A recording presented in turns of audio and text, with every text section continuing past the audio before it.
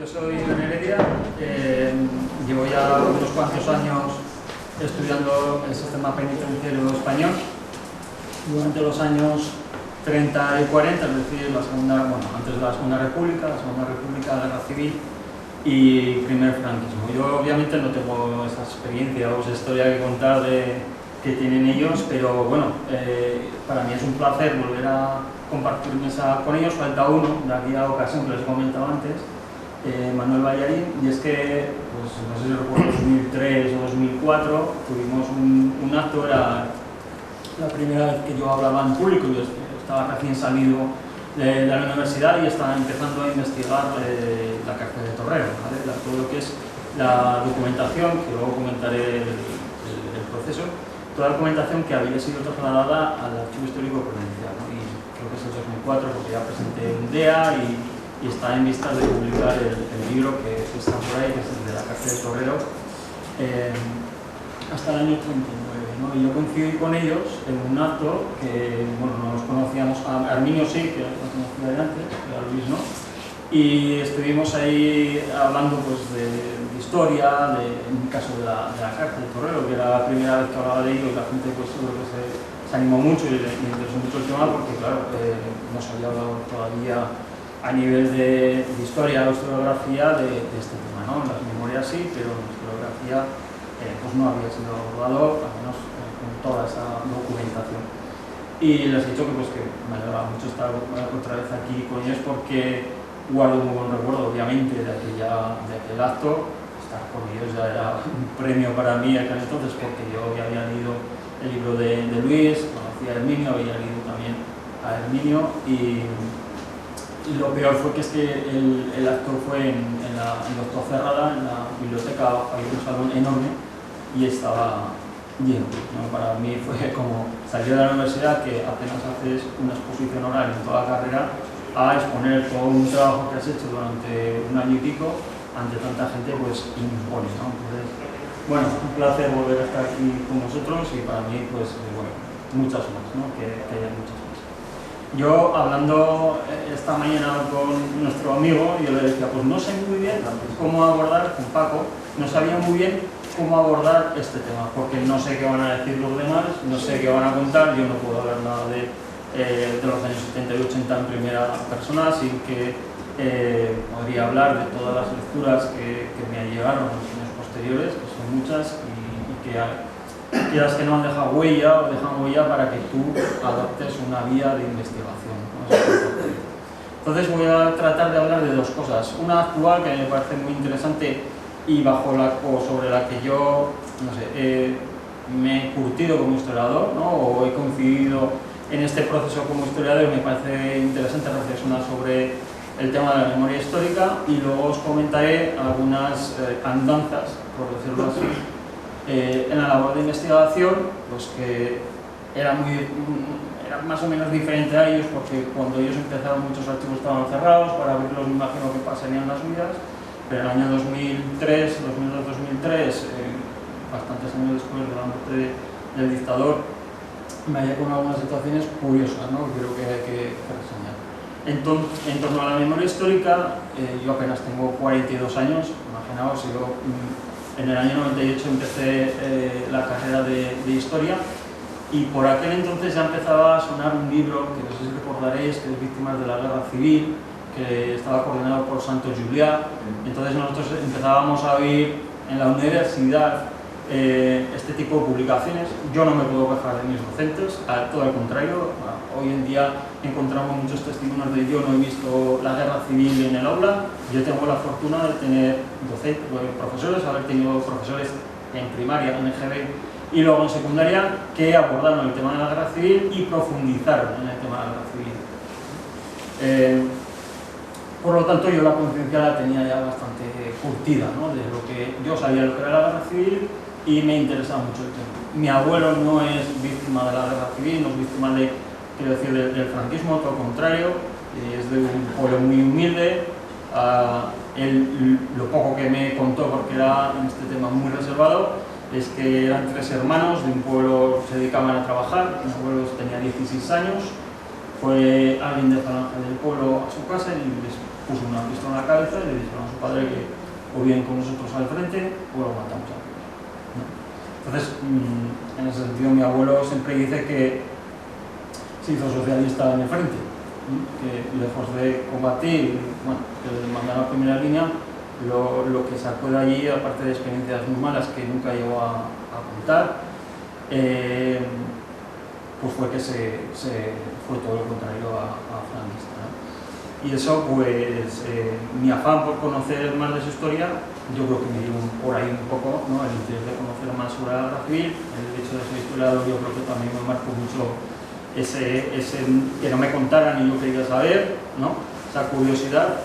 Y yo cuando empecé la carrera, pues ya en la historia universal, creo que era ya había importantes o grandes profesionales en Zaragoza. Creo que teníamos y tenemos un departamento de historia contemporánea muy potente, ¿vale? Nosotros cuando íbamos a un evento, a un congreso, siempre decían, ya vienen los de Zaragoza, porque íbamos varios y algunos eran conocidos por sus investigaciones ya. Ahí está José Luis Ledesma, que habrá venido aquí varias veces, por ejemplo, aunque él es un poco mayor que yo, pues ya estaba por ahí. Irene Ababuil, que ha trabajado el tema de las presas políticas. Teníamos un grupo bastante potente, ¿no? En Zaragoza de investigadores e investigadoras que estaban abordando temas pues, que antes no se habían abordado, o se habían abordado de una manera sucinta en algunos capítulos del libro. Toda esa coyuntura de formación coincide con la publicación de Víctimas de la Guerra Civil, coincide en el año 2002, que soy muy consciente de esa fecha además, porque me sorprendió que en el Congreso de los Diputados se hiciera una declaración, bueno, vamos a decir, de condena, más que de reconocimiento moral de las víctimas de la Guerra Civil, que fue un pasito adelante, ¿no? Que incluso lo votó el PP, pero con esos matices, que llegaban a decir que, bueno, muertos habían los dos bandos, pero ya sabemos que no es lo mismo, ¿no? Los fusilamientos que se hicieron en ambos bandos. Luego se publicó la Ley de Memoria Histórica que todos conocemos, ese año de la memoria, que hubo un boom de publicaciones, pero no solamente de grandes historiadores, sino también a nivel local, a nivel provincial, regional y a nivel universitario hubo muchísimas publicaciones. El problema es que muchas de esas publicaciones pues, no fueron publicadas por grandes editoriales o incluso fueron publicadas por editoriales pequeñas o de universidades y muchas no se dieron a conocer al gran público. Ya os puedo decir que hay un gran volumen de investigación estos años y coincide además con este año 2006, no promovido por el año de la memoria de 2006, sino que ya se estaba trabajando antes. De ahí debemos dar un salto porque durante todos estos años han ido conformando asociaciones de memoria histórica. A raíz del final de los años 90 cuando surge este movimiento ante una demanda de los familiares de las víctimas del franquismo. Yo creo que todas estas, el año 2002, la Ley de Memoria Histórica es un empuje social, es un empuje asociativo también. Gracias a ese empuje yo creo que salen estas leyes, es muy importante remarcarlo. Hasta la reciente Ley de Memoria Democrática de Aragón del año 2018 o la ley o proyecto de ley que está ultimándose de tramitar, de concretar, de memoria democrática, que me parece interesante. Este recorrido me parece relevante exponerlo aquí, a que hay que hablar de memoria, pero sobre todo por dos motivos. Primero, porque si somos críticos con estas leyes que tienen muchas cosas de que criticar, es que a pesar de que hemos avanzado en algunos aspectos, sobre todo bueno, a partir del 2011 con esa financiación cero a la ley de memoria democrática que era ultrajada en ese sentido, bueno, a partir de 2018-19 se ha avanzado en este sentido, se ha dotado de presupuesto, las asociaciones ahora tienen un presupuesto. El problema es que el Estado, una vez más, se está desentendiendo de algo que debería de centralizarse desde mi punto de vista, ¿no? Tiene que ser el Estado quien tiene que llevar a cabo ese proceso. Eso por un lado. Y por otro lado, porque todas estas leyes, ahora estoy en la docencia, hay algún apartado que quizá pasan más inadvertidos si no estamos metidos en asociaciones memorialísticas o no estamos en educación, y es que en todos aparece que hay que dar a conocer la memoria e introducirla en las aulas. Como ha expuesto Herminio, si cogemos un libro aún hoy en día de historia igual de cuarto de la ESO o de segundo bachillerato, ¿vale? No voy a hablar de primaria, porque atienden los conocimientos que se trabajan son más básicos, pues todavía hay muchas lagunas. Incluso en algunas editoriales hay equiparamiento de todas las víctimas son iguales. Los dos bandos ejercen la misma violencia, por ejemplo, se pueden leer cosas así. Entonces hay que hacer un esfuerzo, las autoridades tienen que hacer un esfuerzo, la Ley Autonómica de Aragón lo pone, lo pueden consultar el texto, hay que hacer un esfuerzo para divulgar esa memoria histórica dentro de los centros educativos, como ha dicho Herminio, y Herminio creo que estás todavía en la red de la experiencia, si no recuerdo mal, van a los centros, se acuerdan una serie de sesiones, va y cuenta o habla de temas que ha estudiado él sobre la guerra civil y aquí seguro que aborda la ley de memoria y todos los sucesos que ocurrieron, ¿no? Entonces hace falta abundar ahí, hace falta más ayudas para, si se va a depender de las asociaciones memorialísticas para llevar a cabo ese proceso de recuperación de las cosas. Y por otro lado, un tema que también sé que estáis trabajando desde aquí, que es el tema de los lugares de la memoria, ¿no? Algo que yo ya trabajé hace tiempo también en un proyecto con Irene Abad-Will y que ahondamos en esta temática, porque en España se estaba trabajando en Aragón a través de Amarga Memoria, había habido algunas publicaciones al respecto de estos lugares de la memoria, sobre todo ligados a las trincheras, a Belchite, etc.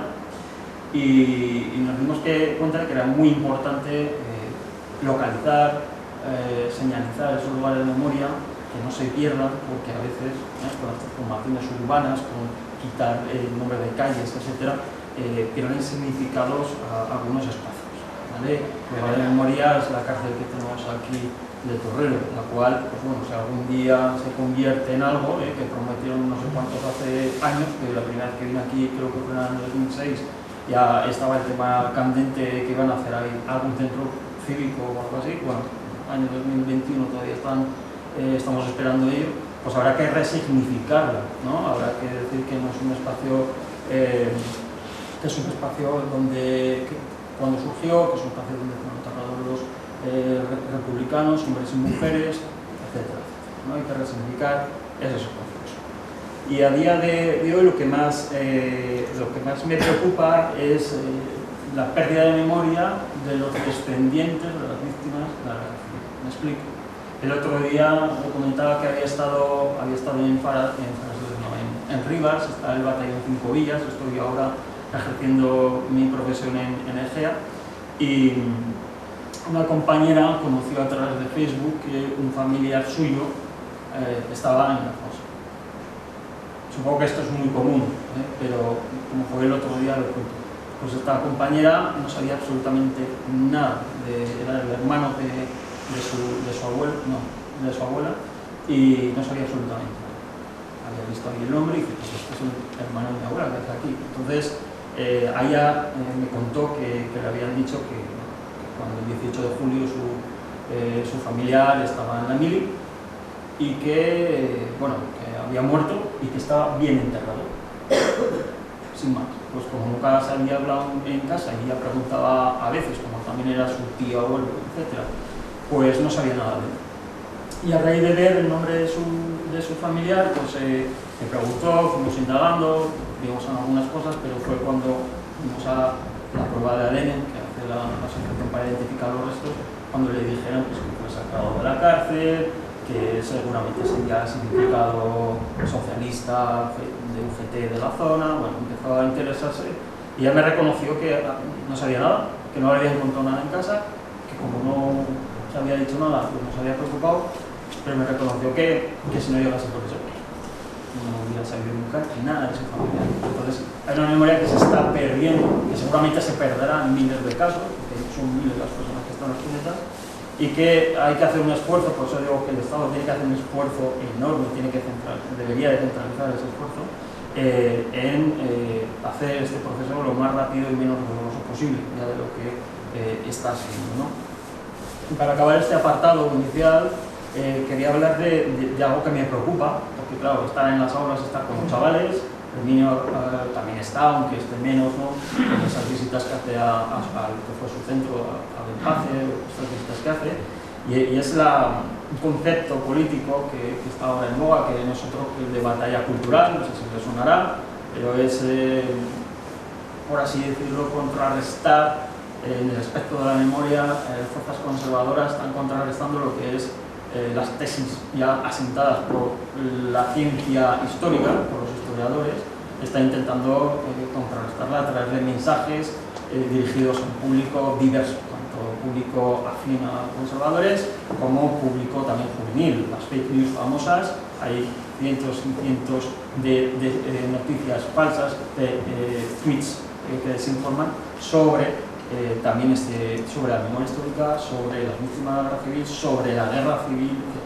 Si solamente hace falta darse un paseo por las redes sociales para ver cómo hay muchas personas con muchos seguidores que están en esta batalla cultural, que el otro día, ayer, oí en la radio a la presentación de un libro de una dirigente del Partido Popular, una batalla cultural que podemos ver en declaraciones desde hace tiempo de otros líderes políticos, donde hablan, y he copiado, los de izquierda son unos carcas todo el día con la fosa de no sé quién, ¿no? Son manifestaciones que desprecian lo que es la memoria histórica, me parece relevante ponerlo aquí, que combaten lo que es la memoria histórica, le quitan significado, le quitan importancia, la guerra de los abuelos, porque hablamos, cuando más fuerte está el tejido asociativo sobre la recuperación de la memoria histórica, por algo será, ¿no? Esta batalla cultural en torno a la memoria histórica, algo tendrá que ver también ese esfuerzo que se está haciendo por recuperarla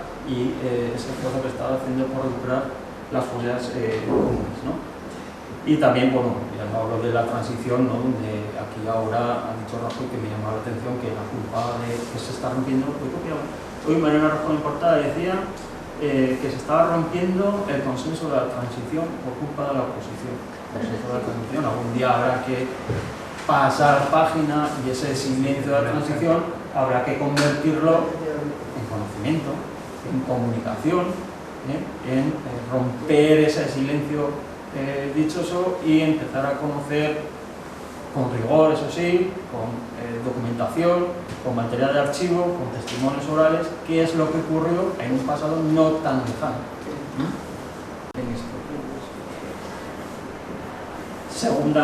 Segunda parte de esta parte. El fondo documental de la cárcel de Torrero está diseminado. He estado aquí al lado viendo documentación. En el centro de reinserción Astete Rosas, parece que tenía una serie de cajas, le caí en gracia al director, que había sido el último director de la cárcel, que cuando vine aquí un día me dijo, vente un día que te enseñaré la cárcel, la abriremos y te enseñaré cómo era esto y tal. Pues lo vi con él, me enseñó la cárcel, con él me explicó varias cosas, me pareció muy interesante. Luego me llevó allí y me dijo, pues tengo esto aquí guardado, que lo encontré después de que se haga la documentación. Bueno, esto tiene que estar en el archivo histórico provincial. No sé si lo digo, seguro que no. Aquí estará.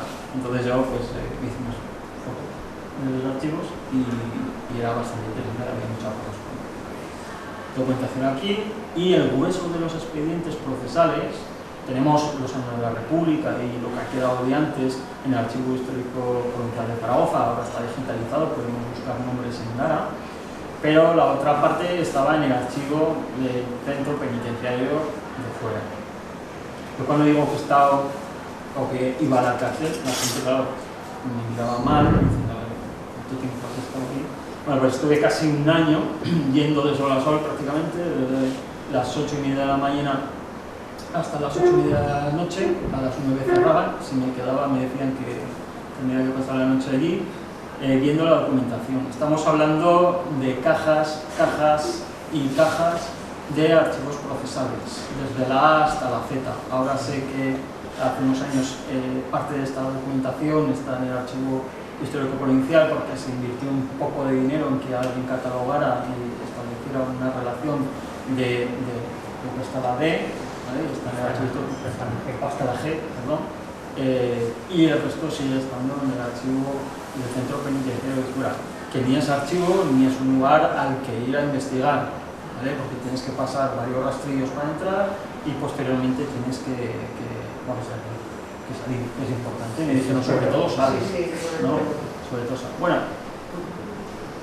créanse que fue el mejor lugar donde he investigado en mi vida.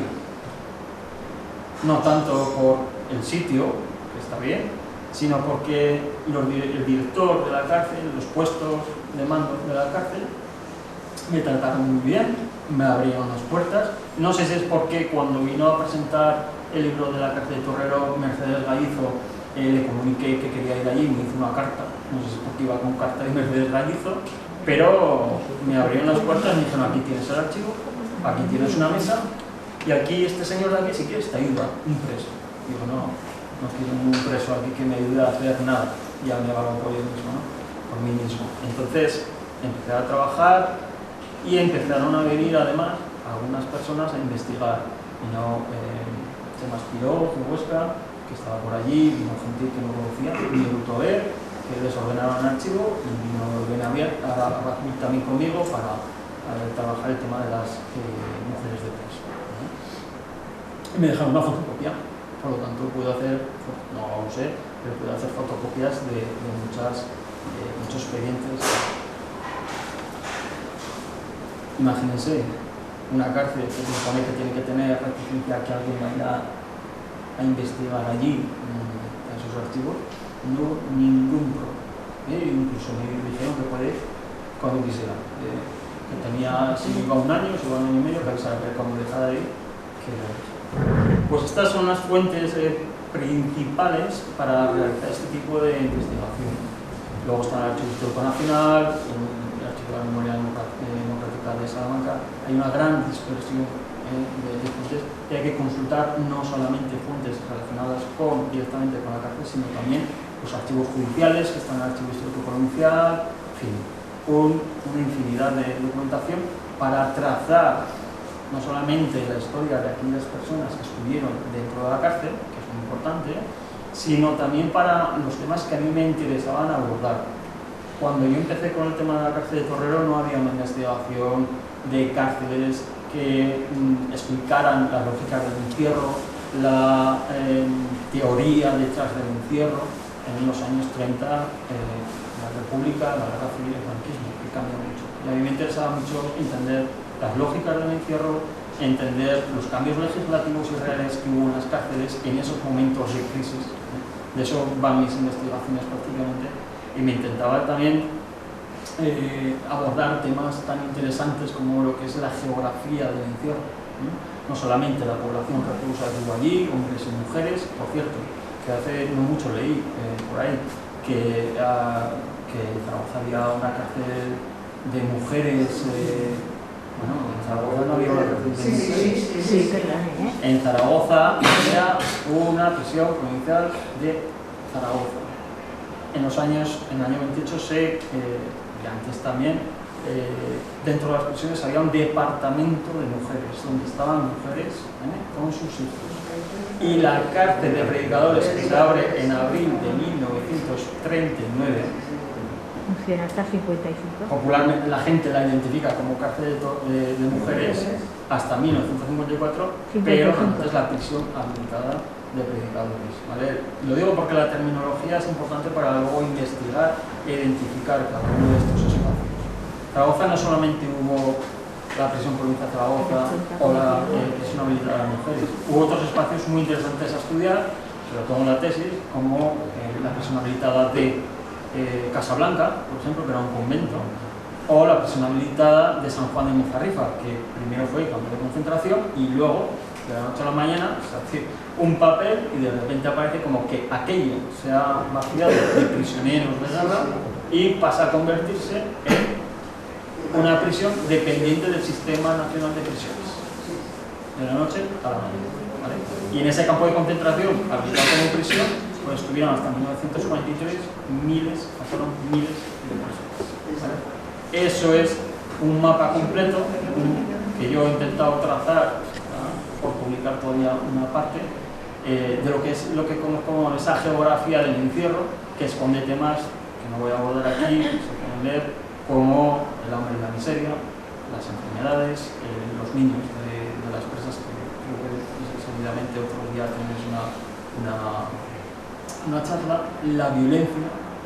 Pero también la parte institucional, quiénes son los que están al mando de las prisiones, cómo ejercen su poder, y para eso hay que estudiar los archivos y sobre todo focalizar el estudio no solamente en las víctimas que están ahí, ¿no? En cómo sufren, en cómo padecen el encierro, sino también la lógica de ese encierro, cómo el poder se establece, cómo ese control de esa violencia se establece de una forma jerárquica, ¿no? Dentro de la prisión y afecta a la vida, ¿no? en la prisión. Y la sacas acabando.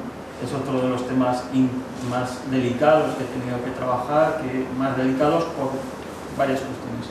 Uno, porque en 1936 todos los expedientes que copié en fuera, a partir del 18 de julio de 36, hay que cotejarlos con el pasado oculto y otras publicaciones para ver quiénes son esos presos que son sacados de la cárcel, porque realmente desde julio del 36 hasta los primeros meses del 37, allí no pone que, en ningún expediente pone este preso ha sido sacado o este preso ha sido conducido para ejecución de sentencia de muerte, porque la inmensa mayoría, excepto pocos casos, muy pocos, la inmensa mayoría no han sido juzgados en el momento de ser fusilados, ¿no? Ni hombres ni mujeres.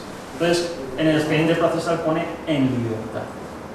Es un quebradero de cabeza para el historiador porque tiene que ir uno a uno diciendo, pues bueno, revisando a ver quiénes son, con el libro de Casa Nueva y otras informaciones, quiénes son sacadas en la capital en esos días y viendo qué presos o presas se corresponden con ellos. A veces hay errores tipográficos en los nombres, pero es que también creo que hay errores tipográficos en los nombres de la prisión. O sea, si en el listado de encarceladas si hay algún error tipográfico, que lo sabrá en el listado que se inserta, perdónenme, yo copio fielmente la fuente y me es imposible saber todos los nombres de todo el mundo, ¿no?